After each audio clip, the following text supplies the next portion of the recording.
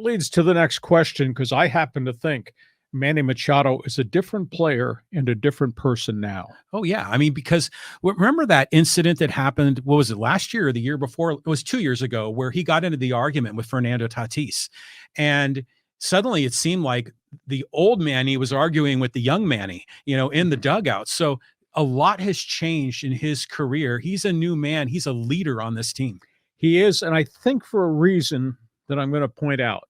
I think the arrival of Tatis as a budding young star and how well Tatis was received in our community when he was doing everything right, his 42 home run season, when he came through the farm system, when he got here, how dynamic he was, and the fact that he was playing with personality and vibrance at shortstop, and Manny was at third base. And everybody was focusing the spotlight on Tatis, and Manny was kind of in the shadow.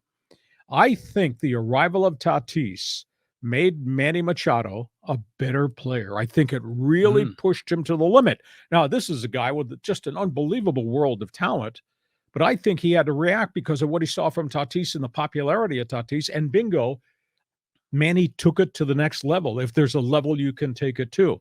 And you mentioned a vibrant point about what happened in that dugout when Tatis was frustrated and throwing tantrums, and Manny got into his face, and the whole world saw it.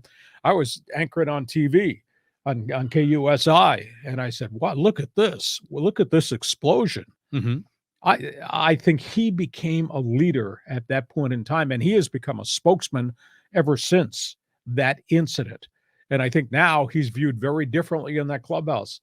I also think the arrival of Soto coming from Washington as a potential big money free agent, home run hitter, etc., has just kept Manny on the straight and narrow that he's going to take care of his 5 square feet of real estate and play as hard as he can. But also now he's going to become a leader with all these other guys in that dugout, in that clubhouse. And I think Melvin's had some conversations with Manny because, as we've alluded to, there's nothing in baseball that Bob Melvin has not walked through, stepped Right. around, stepped over, Hmm. accomplished. We're talking about guys got over 1,300 career wins now. We're talking about playoffs, World Series, places that Manny really hasn't been at very often.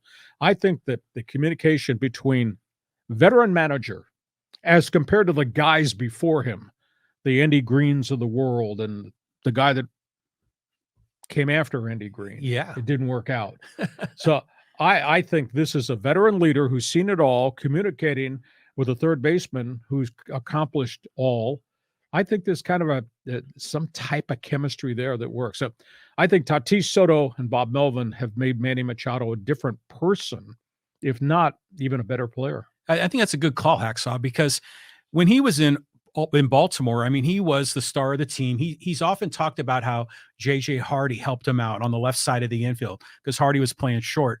But that team didn't have any stars. That team didn't have any, as far as I can recall, any big time veteran presence on that team. So here you've got this one, superstar young prima donna on a team of journeymen. It was kind of like an odd fit. Now he comes to San Diego. He can see that he can see himself in Tatis, and he can see that he can maybe help Tatis get through what he had trouble getting through. And then he's in a position now where they look up to him. The whole team looks to him. I mean, he's the captain of the team, even though he doesn't wear the C on his shirt.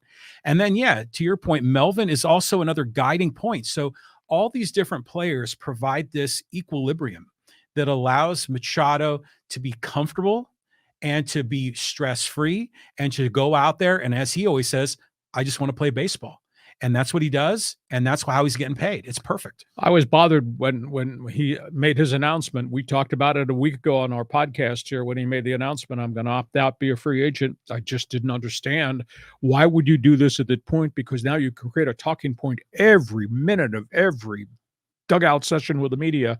Why would you do that? And it just kind of bothered me because all of a sudden it started to look like Mr. Me, Myself, and I all over again. Kind of the same junk that was going down in Baltimore. And It's what all happened? theater. Well, it's theater, and I critiqued it as a theater critic.